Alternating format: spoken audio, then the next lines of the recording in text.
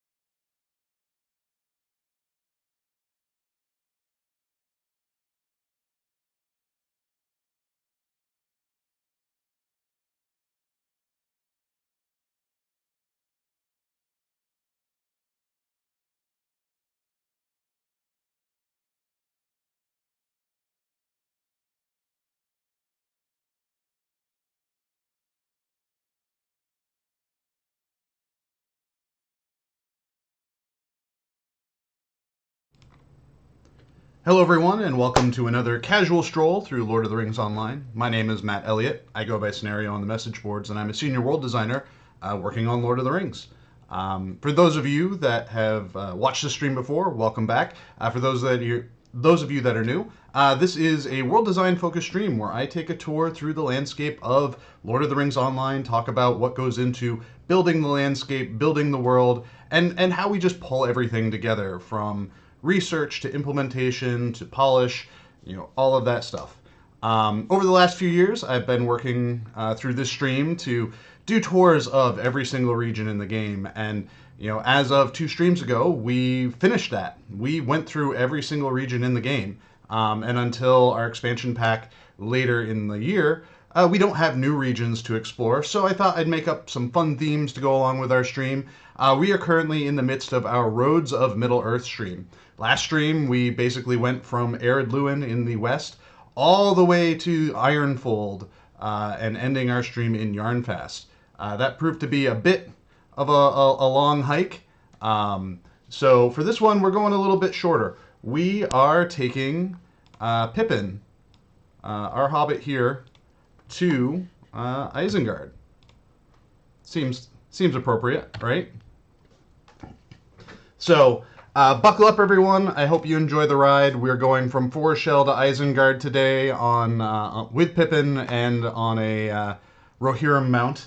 If you have any questions as we're going through, feel free to ask them in chat. I'm not going to be able to talk about things, like performance, lag, what's going on with transfers, what's going on with server closures and openings and whatnot. I'm not the person to answer those questions. I'm happy to talk about world design stuff and housing, though. So if you have those questions, feel free to drop them in chat. Also, I tend to talk a lot, so if it's been a while since you've seen me have a drink, let me know, and I'll have a drink of black tea just to keep myself hydrated and keep the stream going. So, anyways, thank you everyone for joining. Here we are in Foreshell. This is as far north as we can go, at least in Eriador. We might be able to get a little bit further north, because we are way up here on the map. Carndum is pretty far north as well, but the actual furthest north point that a player can get to in the game currently is way up here in Foreshell. So I figured why not start here in Surikaila and follow the road south. So it's the middle of the night right now too, so why don't I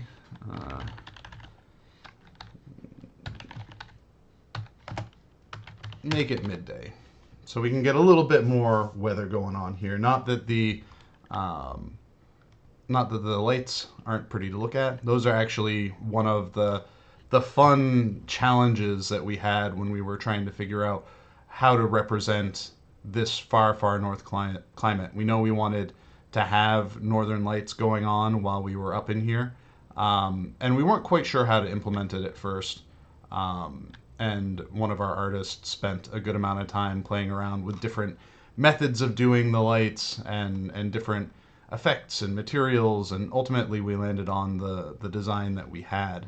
Um, and I think one of the interesting things about that too is like very often that effect in the sky is something that um, a lot of people really remember fondly as they think about Forest Shell. And I know a lot of people very specifically get the Forest Shell day file for their homes so that they can have that effect going on in the sky, um, which is always it's always nice to see that something we build and people want to like use that to personalize their own home. Um, So Lost Shire Hobbit says, yeah, Scenario is taking a Hobbit to Isengard. I am taking a Hobbit to Isengard. I'm just coming there from a very different direction than the actual Merry and Pippin got there from.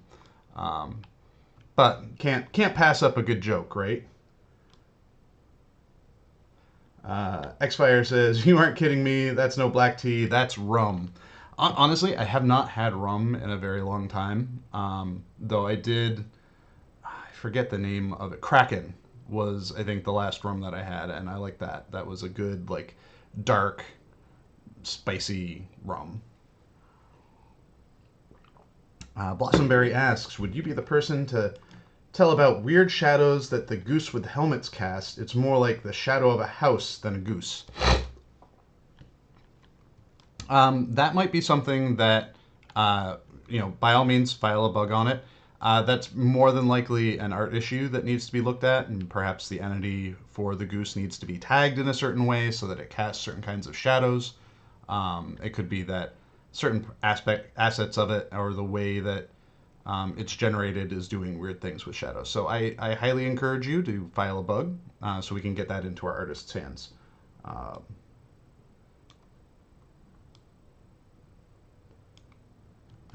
Sylvadir says, what kind of wizardry is that? Oh, you're a dev. Yes. In case you missed it, I'm a senior world designer for the Lord of the Rings online development team. I work on level design. I'm a senior world designer. So I build all of these landscapes that you all get to run around in and play in. Um, I think Forest Shell was a region too where we had, I think, a lot of, I guess firsts would be um, a good way to describe it. With Forest Shell, it is, we had the Northern Lights in the sky, which was the first time we've done that kind of more animated and dynamic sky object. A lot of our sky objects are generally static, and then they have some sort of rotation applied to them, whereas the Northern Lights were a little bit more complex. It was the first time where we had to deal with water that could hurt you, because we didn't want you to just be able to hop into the bay and swim across, because we wanted to we wanted to imply that the climate here was harsher, and in order to do that, we really needed to have some effects in the water to discourage you from going in. Um, I don't recall if this is the area where we first used the breath mist effect. Excuse me. But the temperature system is something that was created for, I think, both Forest Shell and the Misty Mountains, and we haven't really used it a lot since then. Um, the temperature system where we can, based off of the temperature that we set a given area to be, it can change the effects that are on a player, like the particle effects and whatnot. It could potentially have had other gameplay implications as well, but we were really set it at just the cosmetic aspect of it. So there are a few areas in the world where you have a cold temperature where you start to see the fog on your on your breath.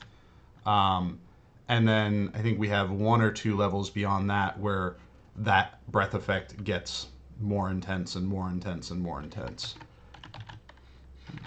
Let me just. There we go. And then I think probably the biggest and most important feature for ForestShell is it is where we tested out our dual height map technology. Dual height map is something that we used extensively for Moria, and it was created specifically for Moria. But it is something that we wanted to make sure we had a little bit of a test space for it that went live before Moria did, just so that we could make sure that make sure that it was not going to be problematic. And so there is a section through the glacier here which uses the dual height map technology in order to test that out. It was the first time we had used it in the live space. We had started working with it in Moria prior to the launch of ForestShell, but it was something that we wanted to get it out and get it live before we actually went into Moria, just to be safe. Just to be safe.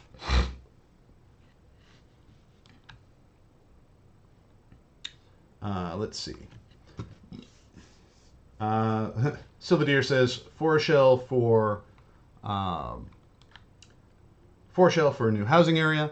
I think that's something that we've talked about a lot too. Is like once we get through Rivendell, I know there are a lot of people that are interested in and excited in the idea of Umbar or Shield Isles as the next neighborhoods, and I think that's where we are looking at and excited for as well. But there's no real shortage of places where we could build something. I think the biggest trick and challenge is like, okay, how do we make a ForestShell neighborhood? Do we make it styled after the Losoth? Okay, if we do that, do we do yurts? Do we do igloos? What assets do we need to build and have requested and created to make that happen? Usually, housing a neighborhood occurs because the assets are pretty adaptable.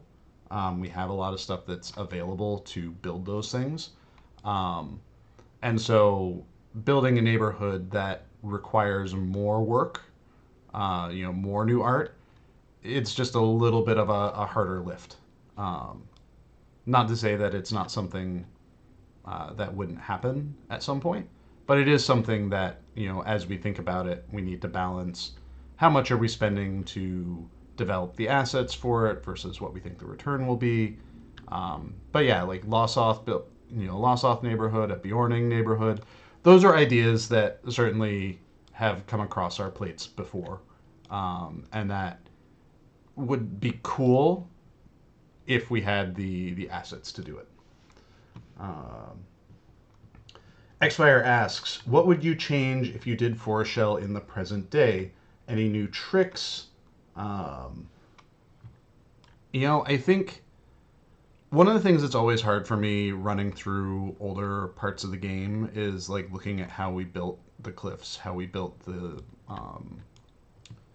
glacier here, and just how aged it looks, right? Like these cliffs do not look like a modern day space.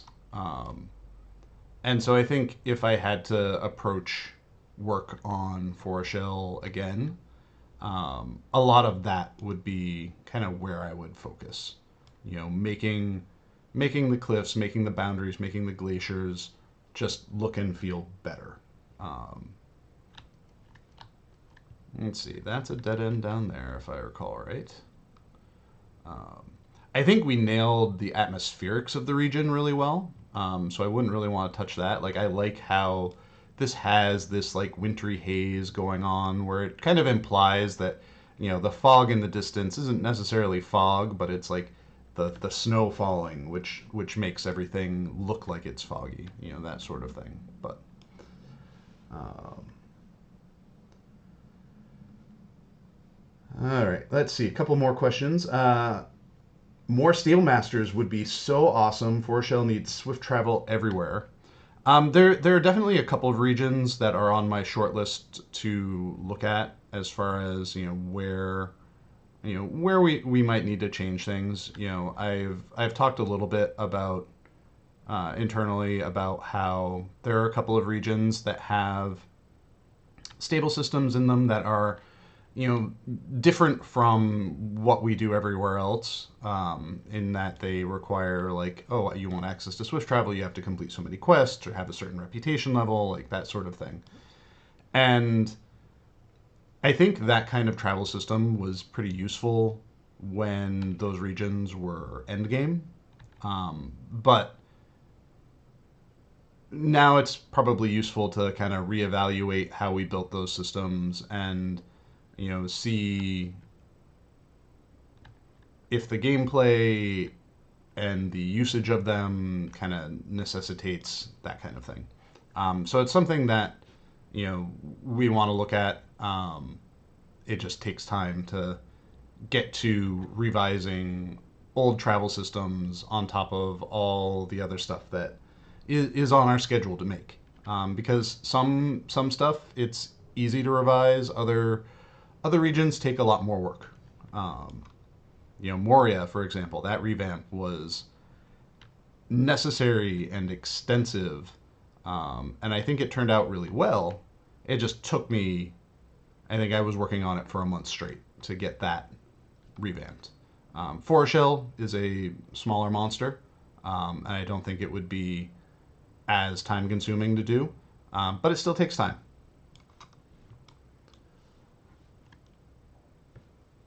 All right, let's see. David K. 9156 asks, I was wondering if the limit to the current draw distance for scenery is a limitation of the engine, or if it would be possible to see it increase even further in the future. So there are a couple of concepts that we've talked about internally that are interesting to us. One of the things we've investigated and would like to think about for the future is a way for players to extend the landscape draw distance, not necessarily the rendering of objects in the distance, but the rendering of the higher fidelity terrain. So, like, what I'm walking on right now, there is a certain point in the distance where that kind of transitions over into lower quality, higher performance terrain, the far view terrain. And it would be useful, it would be nice to be able to give players the tools to kind of extend the render range of that landscape. It wouldn't be loading in more assets, but it could potentially load in the far terrain further out, so you would have more high detail terrain with terrain painting in the near distance. I think that would be a great addition. I know there have been times where I've tried to take screenshots, like in client and whatnot, and the far terrain just kind of pops in a little bit too soon, and so it makes or you're in a certain position in a land block, and trying to take those screenshots, and it doesn't feel quite right. So yeah, that's something that I've been thinking about. Um,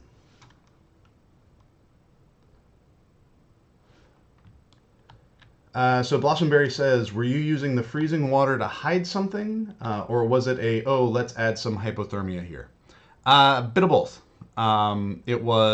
We wanted to have a kind of more immersive feature on the landscape. We wanted you to feel like the landscape itself was a harsh climate that was a character on its own. So between, we had things like, we wanted to boost environmental gameplay. So you had things like the freezing water. You had things where a lot of the monster skills in the region apply a cold effect that you can remove by finding, bonfires and whatnot in the region that would remove that debuff from you. So we wanted to try to push some gameplay elements in the landscape. Um, I would say that that was like maybe an interesting idea, but not fully realized in practice. Um, I think it could have we could have um, supported it more, but I think for what it is and the time we had, good enough. um, Bostonberry also says, yes, I love shield isles to use all of my Shikani furniture I'm collecting. So I've seen some really impressive. Which way am I going? Yeah, we'll go this way. I've seen some fairly impressive conversions of Belfalos housing into Umbari and Shigani housing. Um, I think those two styles appear to mix fairly well, which is nice to see. All right, we're making our way down out of the mountains and into Evendim from here. I'm looking at the time, so if I can get to maybe if I can get to like Hearn, I want to say maybe Hearn within the next 10 or so minutes. I don't think I'm going to need to speed myself up, but if I'm not able to do that, I'm probably going to get off the horse and speed run a little bit. Um, we're also coming up on here another one of our like gates, region gates. This was when Evendim first came out. This was closed off, and it's always, this sort of thing always intrigues and frustrates players, right? Like, oh, I can't get through here now. I can't, I want to get to the other side, and I think that's one of, I know for me, it's always one of my favorite things to do to tease new areas of landscape. Um, is to have those gates, and it because it just lets player imagination run wild. What's on the other side? When are they going to build it? You know, is there a way I can get around it? Those sorts of things.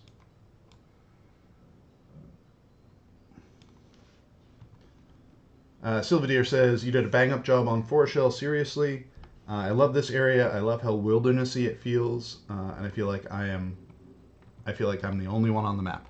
Yeah, I think we with the Losoth culture, we knew that they were going to be present there, but the general experience was like lonesome tundra. That's what we were trying for. Like there are these outposts, these spots here and there where there's a friendly experience awaiting you, but by and large, you know, you are off in the wilderness. Um, David K says, yeah, about the cliffs, wanted to say you guys did an amazing job with the tools you have in Legacy of Morgoth. Ureshtar looks amazing. I was really happy building Ureshtar. We had a brand new set of rocks that we had gotten for that, the cliff rocks. Um, and I really enjoyed just kind of building a style of space that we don't really have in Lotro. We have some canyony areas. We have Ramduath. We have the Orc Valley in the North Downs. So we have some of that stuff, but I feel like Ureshtar. I think the areas that we have that had that kind of feel before had a very theme park feel. And I was really pushing to try to make Ureshtar feel like a national park as opposed to a theme park. And I hope I managed to achieve that. Um, like of course it has boundaries, it has walls kind of preventing you from getting to places, but it its boundaries don't feel as artificial as some of the other areas that we've built with the high canyon walls and whatnot. Uh,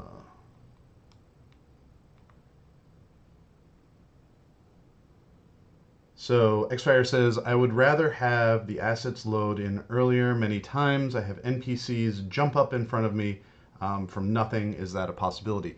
That is more related to how the server loads things, how your internet connection is interacting with the server, like that sort of stuff. Particularly dynamic objects. Um, I don't have any control over how the server loads those. Static objects, that's a different matter. Like that's data that the client and the server have to know it's there, but otherwise, in general, you're not having things like rocks and whatnot pop in front of you. Dynamic objects are more about you load up an area, the area loads. When it loads, it signals into things like our generators and whatnot. And our generators are like, oh, I got to do my thing. And then it does its thing to create the squirrel that you run by on the road or the NPC in front of you. So. David asked about distant scenery draw. I was asking about a certain distance. You can't see scenery at all, like seeing the Blue Mountains in the distance from the Shire, just a silhouette. Is that an engine limitation? Yes. Our engine, we have a fairly large view distance, but our engine can only draw something out so far. It can only load so much far terrain before it just kind of has to. And that's why we have our fogs in the distance that eventually you will fog out. Some places it works better than others. I remember when we were building the Beyonding Lands, one of the things that we were trying to figure out how to do was make Erebor visible from the Karok and from the Erie. And we just didn't really have a good solution for that, unfortunately. So here we come to another previously blocked off wall, the Evendim Gate. This had been placed in the original launch of the game. Before Evendim was even a twinkle in our eyes, we still wanted to hint and tease that that's where that would go.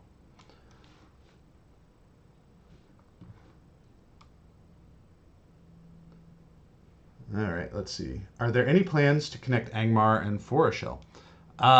No specific plans for that currently. That leans very heavily into fill in the gap kind of territory. And if there was a need for content kind of that range in there, that's a possible space for it. But it's not something that we are actively considering at the moment. Hellhunt says, I remember years back looking at the broken bridge to the left of me before entering Tarling's Crown and thought if we ever got to see what was on the other side, who would have thought that I would be back to look at Dol Amroth from a new shore. That was a fun transition to make too, because we kind of, with King's Gondor, we had to think about how we were going to kind of connect everything together. We had to make the tough decision just because of the amount of time we had available to not have original Gondor get the landscape updates that King's Gondor got. Maybe in the future there's an opportunity for us to do that, to introduce a lower level version of Anfalas and Peneth Galen. I think though the tricky thing about that though is what leveling niche does that necessarily fill? Because Gondor itself is, a very long stretch of one level break. And if we were ever looking for opportunities to kind of grow leveling options within that level break, we might be better off taking a look at existing Gondor regions and thinking about rescaling them as opposed to making new regions, so that you could do Western Gondor and Central Gondor as two separate levels or two separate regions of a similar level track, or that sort of thing. So, but yeah, that was one of the things that a lot of people were wondering about with the launch of King's Gondor, was if Anfalas was going to be represented in original Gondor. Let's see. Just had a drink, so we're good on that. Alrighty, so now we are working our way through North Downs. I don't think I'm going to be at Hearn within the amount of time I was hoping to, so I might have to. I'm going to get to Trestle Bridge and then I'll hop off my high horse, or my little pony, I guess, as he is, and speed myself up a little bit so that we can get to Isengard within the hour.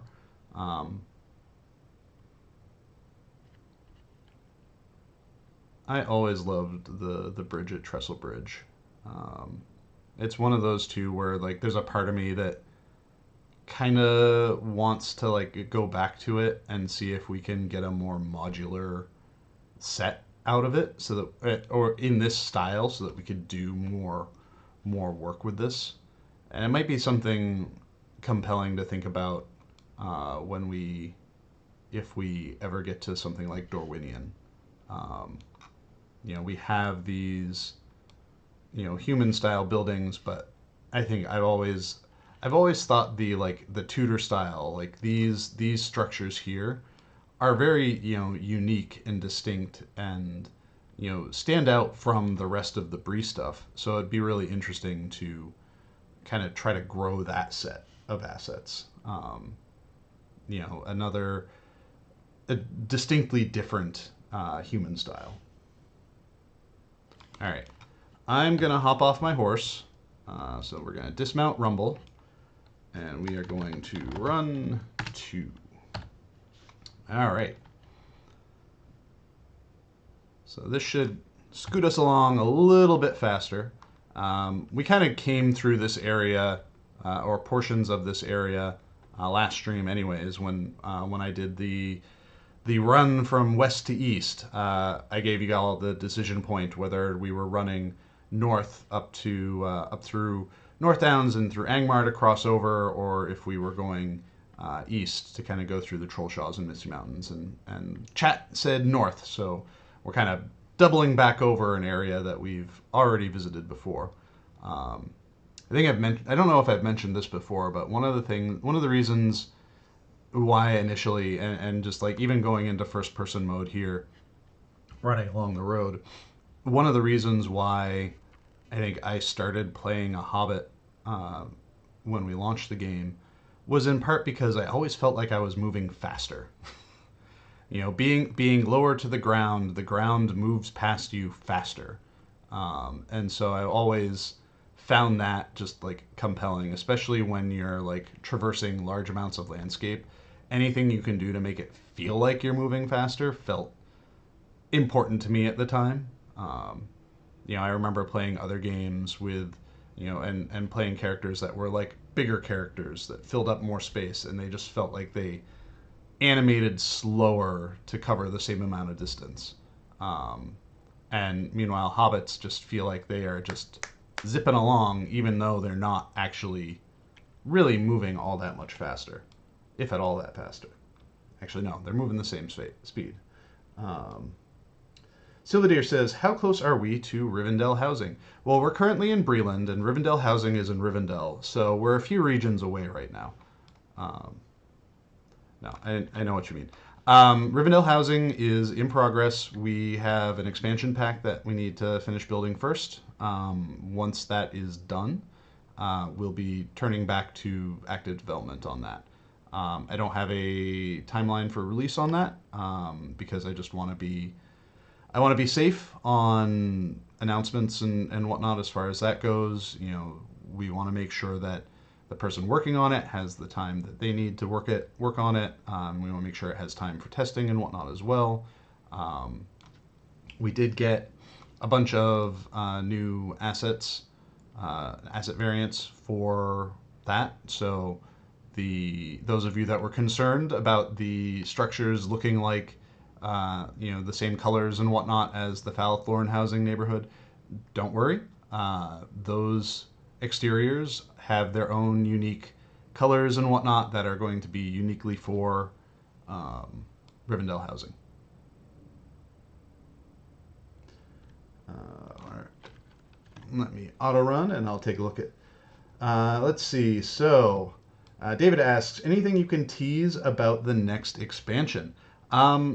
I actually don't know what I can tease about the next expansion. We are, you know, actively working on it.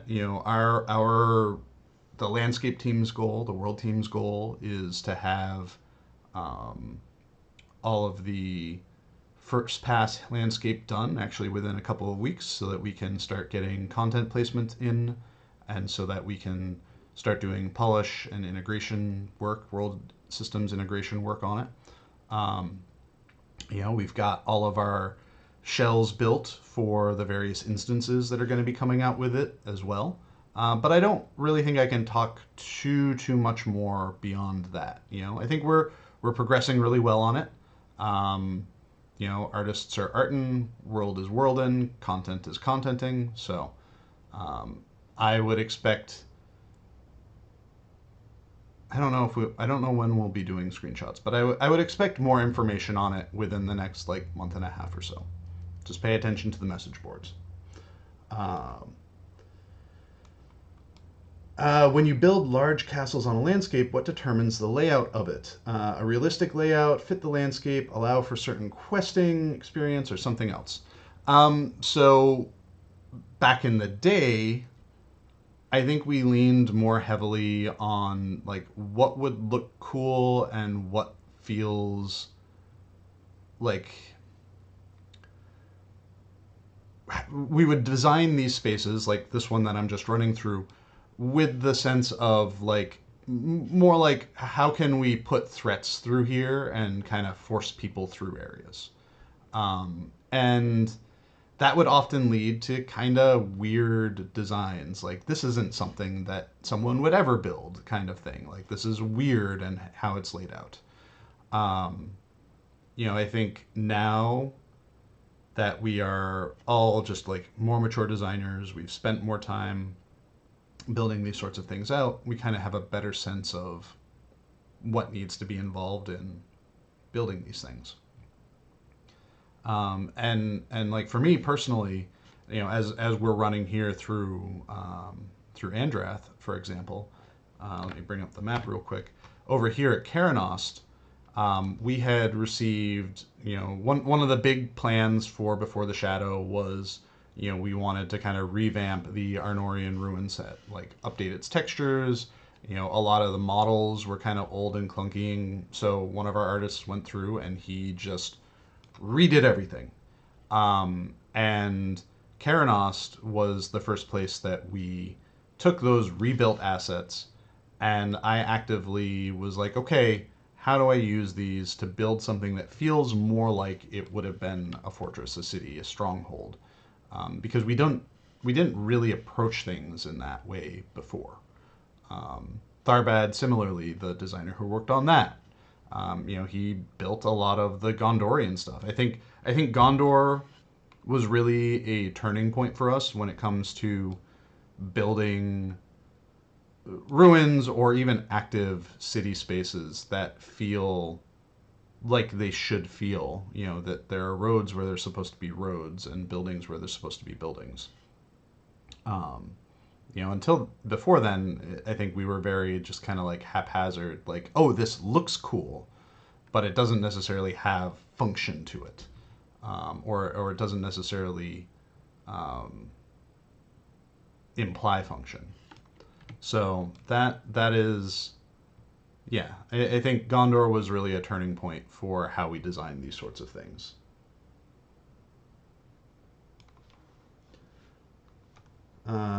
Sylvadir says, I distinctly remember running to Henchstacer Farm and getting my first slow horse. That was definitely a player rite of passage, right? You spend your first 15 to 20 levels like working hard on getting the money you need, and then going and getting your first horse. I remember that being being a character rite of passage for so many players, and so many of us as developers too. Like, finally got this, finally got this. Xfire says, any plans for South Farthing, Far Downs, so the lower Brandywine region? Um, again, no specific plans for it at the moment. I think stuff that happens there is important stuff to the story, and I feel like we kind of need our narrative to get to a point where we can represent that stuff. Um, yeah, so no specific plans yet. Our narrative, where our major characters are right now, are not at a point where South Farthing really figures into them. So we would really probably want to get to that point in our narrative before we think about building out those regions. Um,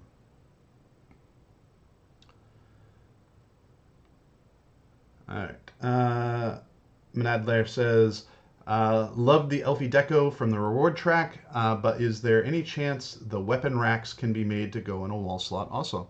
File a bug on it and we can look into that. That's not too hard to do.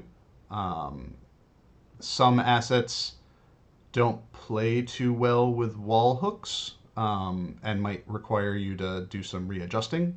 But definitely something we can look in. I would highly recommend just filing a bug on it, and we can consider it. All right. David asks, also the way you connected Ered Luin with the rest of Eriador with the Yondershire is nothing short of amazing. That was something that has been a sad thorn in our sides for a very long time. We made the tough decision when we launched the game to have Ered Luin be kind of its own little island. We didn't have the time to build in that space. We didn't have the time to build the what became the Yondershire, and so we just kind of had to have a teleport. It is unfortunate that's what we had to do, and it was something that I was, anytime we were thinking about, oh, let's do a fill in the gap, or who has time for a side project, like I'd always be like, can we just fill this in? Can we just fill this in? And then when the anniversary came around, we're like, well, what would be kind of a love letter to our players? What can we do? What can we make that our longest playing players would like look at and really appreciate? And doing the Yondershire, really, that was like for us, it was a little emotional too, because it's like we're finally connecting the game. We're finally connecting the world together. And it was, you know, at least for me anyways, it was like a culmination of something that like for a very long time had just like bothered me. And having it made available, even though I didn't really do any work on it, because I was working on other things, it's still really, really nice that it exists now. We have a fully connected area door now, and it solves a problem that has, at least from a world design perspective, that has existed since the launch of the game. Welcome to Tharbad, the most Gondorian city outside of Gondor, in Eriador. Um, I know the designer was having a lot of fun with this. He was really trying hard to imagine it as a port city along a river, because you can see like, well, you can't see it now because of the splashes, but further south from here, you can see the pilings and whatnot. Um, there's like a little Easter egg too of like a Corsair ship down the river, which I was always I put that there because of other work that was going on as part of the new Angmar cluster, just as a like little tease for some of the story stuff that was happening. Um, let's see. So David asks, was Ered Luin always in that position, or was it in its own cell? It was always in that position. It's just we had never had the time to actually build that portion of it. Um, and then we found the time 15 years later. Xfire says, I would really love, what I would really love back is having to go places to get new skills as you leveled. Also, you need to go places like Hinge Staker's Farm and whatnot. Convenience is fine, but having the option to really go somewhere and interact would be fun too. Yeah, I think like I think there are opportunities for that that are not tied directly to core class progression. Um, I think things like fishing and birding um, kind of open the door for more activities in that kind of vein um, to do those sorts of things. Um, so I think like not even like not core progression, but like side progression or side activities can be a good way to bring some of that feeling back. Um, all right, that first stage artist says, when it comes to expanding to new lands, far south or east, um, which could fall far into non-canonical lore. Does the team ever consider sources like Merc books for inspiration, or just stick with canon limitations? I just ask that because even though they are, of course, not canon, they seem to be a great source made with a lot of reference to the sources to push all the way down, which is kind of like Middle Earth to Higher Menor, which is kind of like Middle Earth Antarctica for those of you who played Merc. Um, I don't know how much attention is paid to MERP when it comes to um, doing our region planning and whatnot, and even how much of it we can think about. Uh, there are certainly like ideas as part of it that um, we can kind of look at and go like, "Oh, that's an interesting idea." But as far as like directly referencing and usage of it, um, I don't know where that falls, and I'm probably not the right person to ask for or to ask this question to, just because I am not a story guy. I am not the story guy. I am the build the world so it looks cool guy within the parameters of the story. Um, another great moment, Matador says, another great moment will be once the Brownlands and more of the Dead Marshes are connected to Rohan and the Black Gate. Yeah, that area is like tricky too because it is kind of one of those regions that straddles territories, right? Like, you get there from the Gondor from one of the Gondor territories, but it also like kind of sort of butts up against the stuff that's in the Mordor territories, and um, so figuring out how people get access to that is tricky. Um, and how we imply contiguity and connection um, in those kinds of spaces.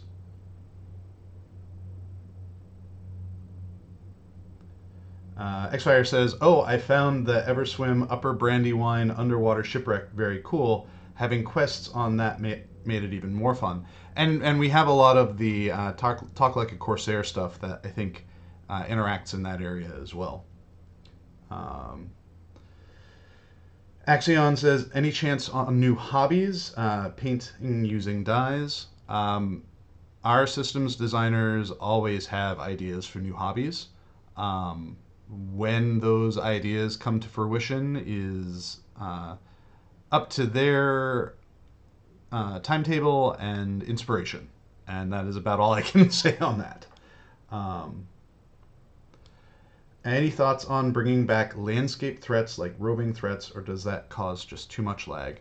I think roving threats itself was a system sort of built to encourage high level play in lower level areas so that lower level characters could kind of have aspirational targets, right?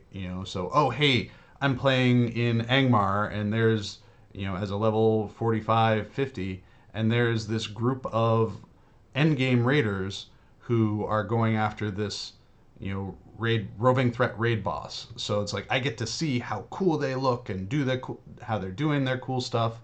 Um, I think for that purpose, I don't know how successful roving threats are in the current game, how frequently they are interacted with and used and whatnot. I think there are some ideas that are roving threat adjacent, but not specifically roving threats that have been discussed and thought about and tinkered on. But as far as specifically things like roving threats, I'm not sure what our plans for those sorts of things are like going forward.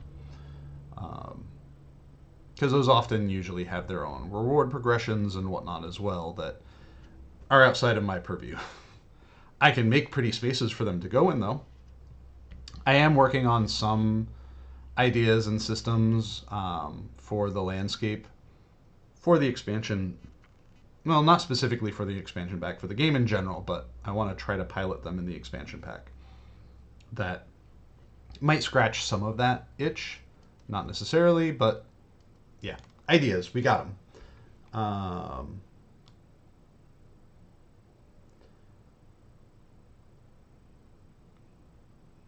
Alrighty, so here we are in Enedwaith. This is interesting because I remember. So this is I was in preparation for this stream to make the title card for the stream. I wanted to have the title card kind of represent Foreshell on one side and Isengard on the other side. So I was pulling together our radar maps and whatnot. And as I was doing that, I stumbled across some old files from the original Dunland experiment that one of our designers had done. Um, after we had launched Moria, but before, I think before Southern Mirkwood, one of our designers had a little bit of free time and he really wanted to undertake like a side project. And this was before we had decided that our content path post Moria was, post Southern Mirkwood was going to take us back here and come down through Enedwaith and into Dunland. So he wanted to play around a little bit, and he had built a Dunland of his own, kind of in what would become the northern parts of Enedwaith. So as I was like pulling together the radar images and whatnot, I stumbled across some old radar maps of that work that he had done, and it confused me at first because I'm trying to like put together everything, and I'm like, well, this I don't know where this fits here in the puzzle, but the lower half of it doesn't match what I already have that I know of Enedwaith, and it took me a little bit to remember and realize that he had done his own little side project that we unfortunately bulldozed chunks of in order to make way for Enedwaith as we see it here. We were talking about in Foreshell how people will like get the sky object, the Dayfile decoration for their homes because they love that. I think Enedwaith is another one of those regions that I hear people talk a lot about being very excited about getting the Dayfile, the ambience for Enedwaith because of just the way the clouds are here, purely just for the clouds.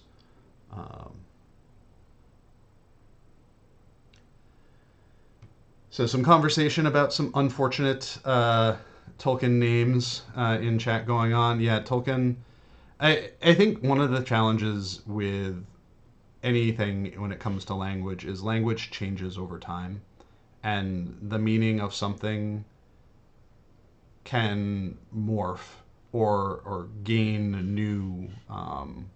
new definitions over time. And there are certainly some aspects of the Tolkien legendarium that some names and some places that worked with the languages and the words that Tolkien was developing back then, but then as our culture has progressed, those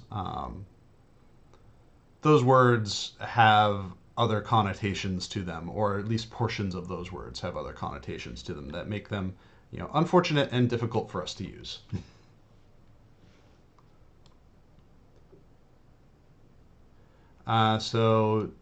David K says the first Dunland was like something you guys pitched to the producers when they asked for 2 ideas for an expansion. That is true. That is not the Dunland that this designer built. But yes, to build Moria, our executives at the time asked us to deliver a few different pitches on what our first expansion pack was going to be, because they, at the time, were not entirely convinced that Moria was the way to go, that it was something that we should be building, that was something that we even had the like technical capability to do. And so they wanted us to have some pitch options, one of which being a Dunlin pitch that was intentionally unimpressive in order to make Moria more compelling, because we kind of all knew that Moria was what we wanted to build and what we needed to build, and we just kind of needed to we needed to make a statement that Moria was the most interesting thing. Though we did achieve a lot of great story stuff in Dunland and in Enedwaith as well, but Moria was definitely where we wanted to go and what we wanted to do. So, all right, we are getting closer and closer to our end goal of Isengard, which is exciting. We will be there very, very soon, and within time, too. Hooray. I always underestimate how much runtime it takes to get to places in this game. Either that or I'm just too used to running around at 2 speed, 2 or 3 speed on my admin characters. All right, let the server catch up a little bit.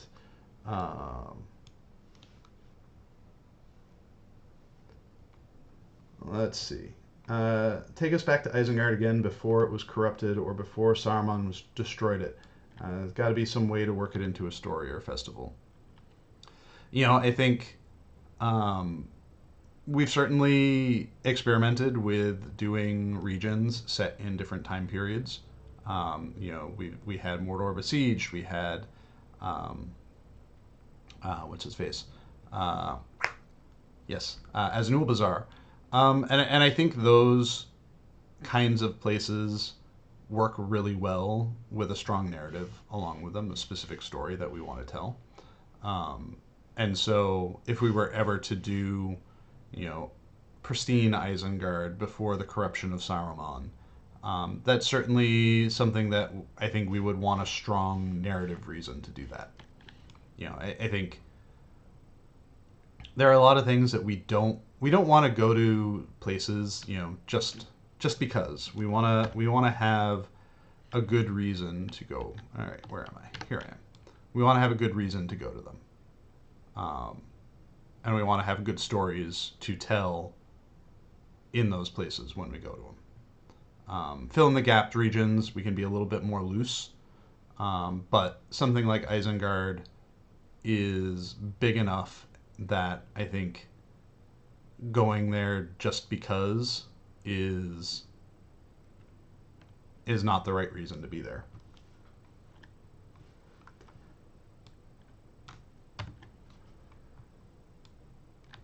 All right. Matador says, it took me about 7 hours walking from northern Foreshell all the way to the south of Kudzagin. It is a long, long walk to get to those places. And, thinking about this stream too, and thinking about what I want to do for consecutive ones, which directions do we want to go? It's not like there is only just like one option to, like, I've been thinking about, do I do a stream from, Gundabad all the way down to like Minas Tirith? Trying to like minimize the traversal overlap, but trying to cover all the different areas as much as I can. Can I? I don't think I can hop over this, can I? All right. Well, we'll go this other way then.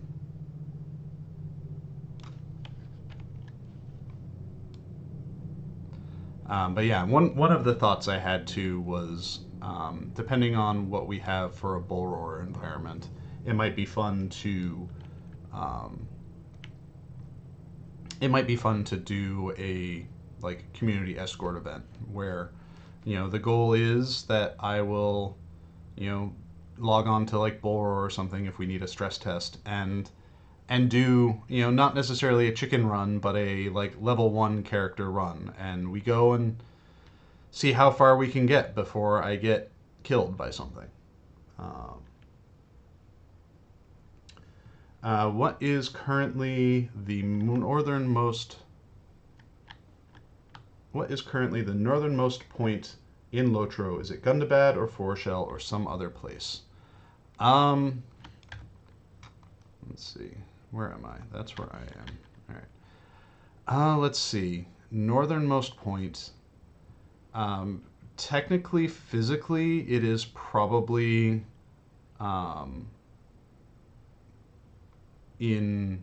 if you're talking purely just like XY position in a given region, I would probably say it's something in Carbronok up north of Gundabad.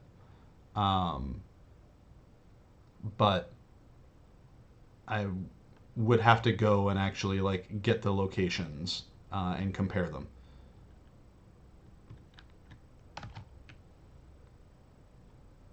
All right, I think I'm making my way where I'm supposed to go.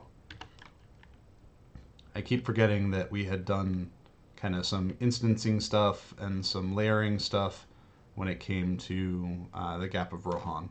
So I might have to like bully my way in at some point as well. But we'll see. We'll see if I can do this. Wolf's Cleft.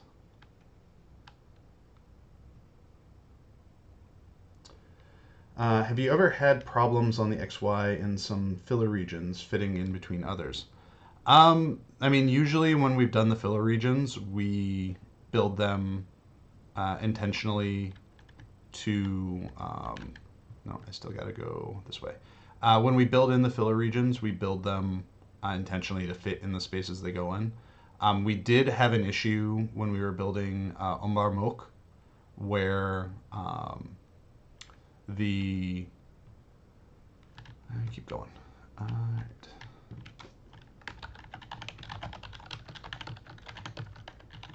Hold on 1 second. I just gotta get my jetpack. Where and let me just launch myself up over here. We're about to go into territory that I'm not sure how the game is going to deal with this. Did I get over the wall? I did. Go me. Pay no attention to the cardboard NPCs walking around everywhere. So we ran into an issue with Umbar Mok where the playable space got a little bit too close to the edge of the world, and there's a spider camp that got too close to the southernmost extent of the region. And when a player crossed over into that southernmost extent, the game would attempt to load. There we go. The game would attempt to load files that could not exist because the data wasn't there, and would just crash over and over and over again. So we had to do some digging to figure out. We had to do some digging to actually like figure out what was going on, and fix the issue. And really, the solution to that issue was to not let that spider camp go as far south as it did. That was our fix. But for a good like 2 weeks, we were trying to figure out why the spider camp in Umbar Mok was just eating players, like literally eating them and making it so that they couldn't log in. Tubmang says, is it easier to work on areas with little lore to them that are filled with buildings, or ones that are filled with buildings and landmarks that are popular from the books and movies? I think there's definitely ease in working in those areas that are well defined, because that means that we kind of have a template to go from, and we might even have some like maps that we can use as reference from both Tolkien's work and from like the Fonstad Atlas and whatnot. So there might be good reference available, which definitely makes storytelling and whatnot a little bit easier to some extents. However, having spaces that aren't very well defined does give us a lot of creative flexibility. It can be challenging to work in those kinds of spaces, but I also think that they are great places and opportunities for us to kind of stretch and grow and build our own ideas within, whether it is world building ideas, story ideas. You know, like Foreshell, I think is a great example of that. Like there's a little bit of information here and there about what's going on in Foreshell, the people that live there, but by and large, like it was up to us to fill it all in, and I think there's a lot of value in that. So, all right, so we are a bit over time. It took us a little bit longer to get here than I anticipated it, but we will finish in Isengard. We will take the Hobbit to Isengard. But yeah, so we've got a few more minutes, so if you have any other questions, please feel free to drop them in chat. I'm happy to answer what I can as we approach the Isendale, or Nan Curinir. We're getting there. I think if I hadn't gotten trapped in and around Wolfcleft trying to find my way, if I had planned the route through Dunland a little bit better, I think we could have gotten here in time. But we are almost there. We are almost there. I can taste it.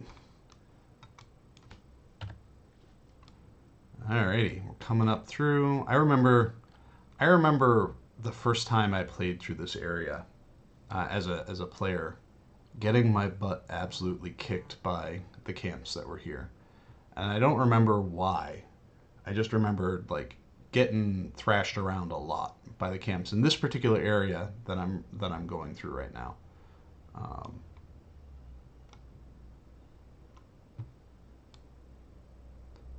right.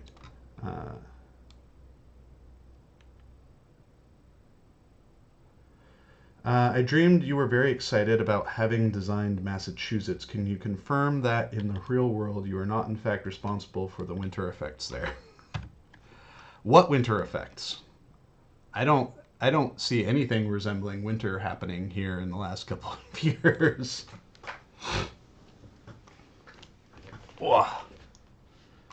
For me, winter is like good knee-deep snow that's fluffy, that is not wet and damp, but Southern New England has other plans in mind.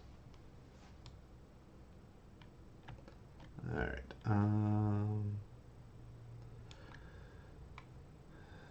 That first age artist says, yeah, I played in my head that my first character back then almost didn't want to leave Moria. He got used to the air quality of the caves caused by the long exposure to the fumes created by the dwarven farts, that he couldn't reckon fresh air anymore after years stuck in there.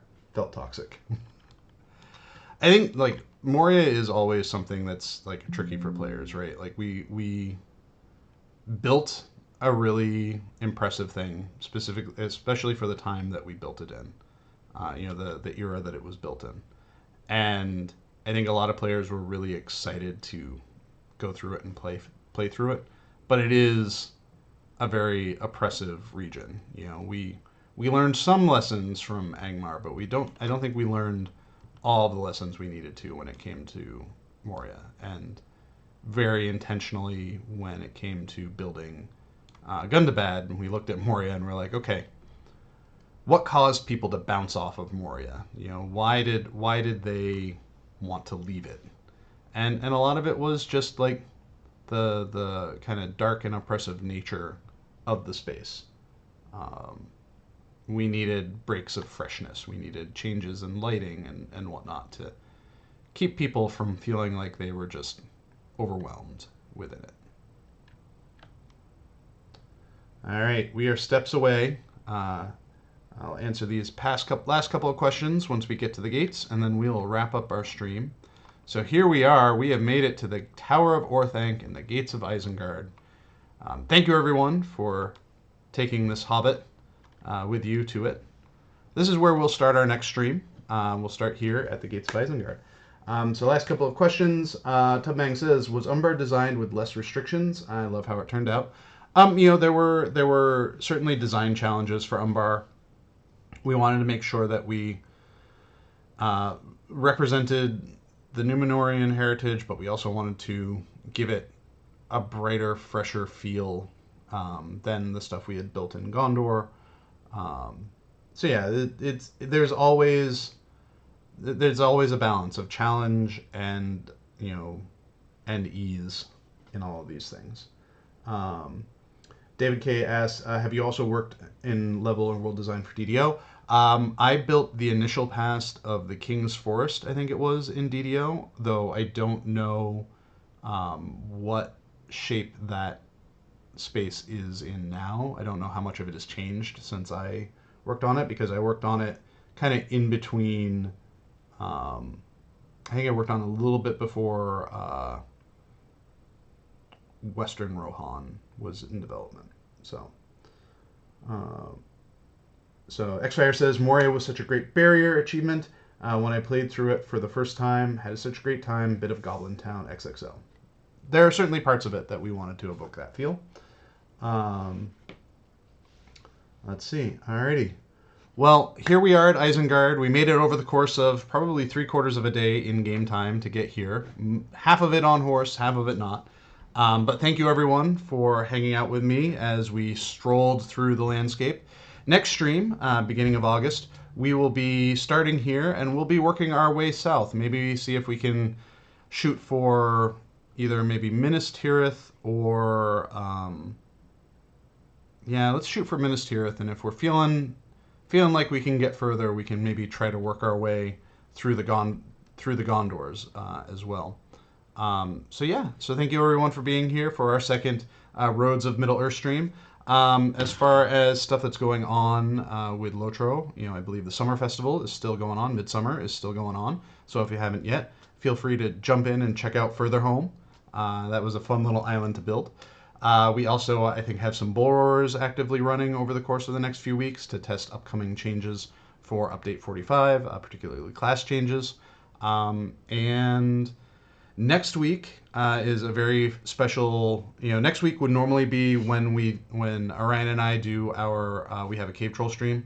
I'm out on vacation next week, so next week Orion is the cave troll. He will be heading up the stream solo, in which he'll be talking about all things PvMP. So thank you, everyone, for hanging out. I hope this was a fun trip for you all. I was having fun just running around and talking about the game that we've built and the game that you all love. Thank you all, and I hope you have a great weekend. And we'll see you next month.